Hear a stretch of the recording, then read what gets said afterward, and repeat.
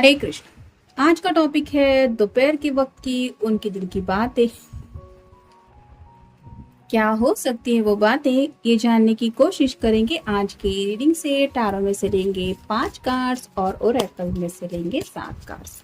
तो शुरुआत करते हैं कार्ड शफल करके।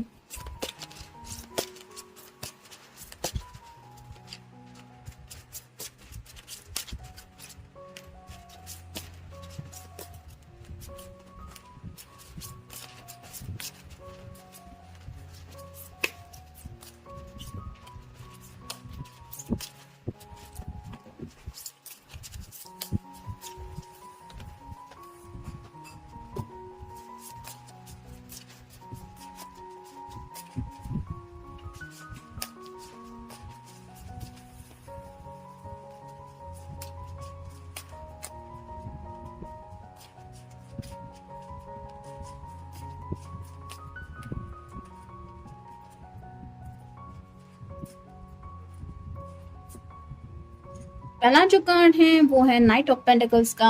अर्थ साइन टॉरस, वर्गो या फिर कैप्रिकॉर्न। जिंदगी के आगे के सफर के बारे में ये पर्सन सोच रहा है और कहीं ना कहीं उनको ऐसा लग रहा है कि कब तक जिंदगी में यूं ही अकेले वो जिंदगी की राह चलते रहेंगे। जैसे यहाँ पे एक घोड़ा है और फिर भी ये पर्सन चल रहा है पैदल, जिसका मतलब है कि ये नहीं चाहता कि उस रफ्तार से सिर्फ घोड़े पे सवार होके जिंदगी में आगे बढ़े। ये यहाँ की ग्रीनरी को एंजॉय कर रहा है, यानी कि जिंदगी के जो छोटे छोटे लम्हे हैं वो ये पर्सन जीना चाहते हैं। और कहीं ना कहीं उनको ये एहसास हो रहा है अकेलेपन में, ये सब बातें हम एंजॉय नहीं कर पाते। जैसे समंदर किनारा है, अगर कोई पर्सन अकेला बैठा हुआ है, पानी वही है, समंदर किनारा भी वही है, लेकिन उसको दिल से एक एहसास होगा, वो सिर्फ और सिर्फ लोनलीनेस का होगा। वैसे ही इस पर्सन को लग रहा है कि जिंदगी में कई सारे ऐसे इंसिडेंट्स होते हैं जब खुशियां इनके सामने होती हैं, लेकिन उन खुशियों का ये मजा नहीं उठा पाते क्योंकि उन्हें काफी ज्यादा अकेलापन महसूस होता है। तो इसी अकेलेपन की एनर्जी से निकल के ये जिंदगी की आगे की राह चुनने के बारे में सोच रहे हैं, यानी कि कमिटमेंट देने के बारे में आप कह सकते हैं। ये कुछ ना कुछ इनके दिलो दिमाग में चल रहा है। फिर है द एम्प्रेस। जैसे यहाँ पे ये इमेज देख के थोड़ा सा प्रेगनेंसी को लेके कुछ थॉट्स मन में आते हैं, वैसे ही नेक्स्ट जनरेशन की बातें इस पर्सन के दिलो दिमाग में चल रही है। यानी कि मेल फीमेल जिनके लिए भी आप ये रीडिंग देख रहे हैं, उनको यही लग रहा है कि कब मेरा मैं घर बसाऊंगा, कब बाल बच्चे होंगे, कब मैं उनके लिए जिंदगी जीऊंगा, या फिर एक हैप्पी फैमिली लाइफ कब मेरी जिंदगी में आएगी। ये सब उनके दिलो दिमाग में चल रहा है। फिर है queen of swords, air sign Gemini, Libra या फिर एक्वेरियस। यहाँ पे ये कार्ड रिवर्स आया है, तो शायद इनको अपनी बात आपके सामने रखना नहीं आ रहा, क्योंकि सॉर्ड रिप्रेजेंट करती है कम्युनिकेशन को। तो कैसे कहूँगा, इसको लेके काफी कुछ इनके दिलो दिमाग में चल रहा है। जैसे ये सोच रही है, लेकिन इसके पास सॉर्ड है और ये कुछ भी एक्शन ले सकती है। वैसे ही आपके पर्सन को राइट नाउ एक्शन क्या लो ये समझ में नहीं आ रहा। मतलब अकेलापन अगर उनको महसूस हो रहा है और वो आपको कॉल भी करेंगे, आपको प्रॉब्लम भी बताएंगे, तो शायद आपका जवाब यही रहेगा कि मैं तो रेडी हूँ, तुम अपनी तरफ से देख लो। और इनको पता है कि इनकी तरफ से अगर तैयारियां करनी बाकी है, जैसे घर वालों को मनाना हो, फाइनेंशियल कुछ कंसर्न हो, या फिर और भी कुछ दिलो दिमाग में प्लान है, तो ये सब उनकी रिस्पॉन्सिबिलिटी बनती है। और इन्हीं बातों को लेके ये उलझन में फंसे हैं और सोच भी रहे हैं कि मैं खुद ही अपनी जिंदगी कॉम्प्लिकेटेड बना रहा हूँ, मुझे अगर अकेलेपन से निकलना है तो ये सब तो करना ही पड़ेगा। फिर है 5 of cups, water sign Cancer, Scorpio या फिर कैंसर। जैसे यहाँ पे इस होल में इस कप से निकल के कुछ छलक रहा है, वैसे ही इनको लग रहा है कि क्या फायदा ऐसे अकेलेपन का जहाँ पे आप जिंदगी का मजा ही नहीं उठा पाए। यानी कि राइट नाउ भी शायद काफी ज्यादा ये पर्सनल इमोशनल हो रहे हैं और उनको ऐसा लग रहा है कि भले ही उनके दिल में आपको लेके ढेर सारा प्यार है, लेकिन अगर दूरियां ही हैं इस रिश्ते में, यानी कि राइट नाउ इस प्रेजेंट मोमेंट में अगर आप उनके साथ नहीं है, तो फिर इस अकेलेपन से वो कैसे निकले। और यही सोच रहे हैं कि आखिर मैं कर क्या रहा हूँ। फिर है किंग ऑफ सॉर्ड्स। तो यहाँ पे तो आप देख सकते हैं क्वीन ऑफ सॉर्ड भी आया है और किंग ऑफ सॉर्ड भी आया है। ये दोनों एक दूसरे की तरफ बिल्कुल नहीं देख रहे, ये कुछ अलग दिशा में देख रही हैं, ये पर्सन कुछ अलग दिशा में देख रहे हैं। वैसे ही उनको लग रहा है कि आप दोनों का मिलना काफी वक्त से अगर नहीं हुआ है, तो कब आप दोनों आखिरकार मिलेंगे। जैसे यहाँ पे अगर ये दोनों सामने सामने आते हैं तो ये कुछ अपनी अपनी बातें कह पाएंगे। वैसे ही उनके दिलो दिमाग में चल रहा है कि मुझे अपने पर्सन से मिलके सब कुछ बातें क्लियर करनी चाहिए, और ये कैसे करेंगे, कब करना चाहिए, इसको लेके इनके दिलो दिमाग में कुछ चल रहा है। फिर है dedication. Your challenges will reap rewards. तो काफी कुछ जिंदगी में इनको पता है, आगे बढ़ने में ऑब्स्टेकल्स हैं, कुछ मुसीबतें हैं, लेकिन उन चैलेंजेस को ये फेस कर पाएंगे तभी तो जाके उनको ये सुकून मिल पाएगा।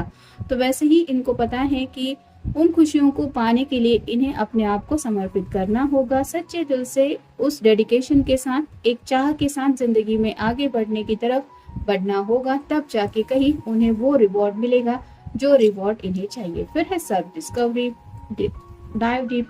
तो अपनी जिंदगी की अब तक की जर्नी के बारे में सोच रहे हैं, जैसा कि मैंने कहा कि घर बसाना चाहते, शादी, बाल बच्चे, फैमिली, एक फैमिली मैन की जैसी लाइफ होती है वो सब उन्हें चाहिए। और सेल्फ डिस्कवरी इसलिए सोच रहे हैं क्योंकि ये पर्सन थक चुका है अकेलेपन की जिंदगी से। जैसे यहाँ पे भी आप देख सकते हैं, थोड़ा सा एक कप के जैसा ही कुछ इमेज बनी हुई है। तो ये प्यार का कप वो ऑफर करना चाहते हैं, सिर्फ ऑफर नहीं करना है, उन्हें उस प्यार के हर एक लम्हे में अपनी जिंदगी जीनी है। फिर है सेफ्टी, यू आर हेड।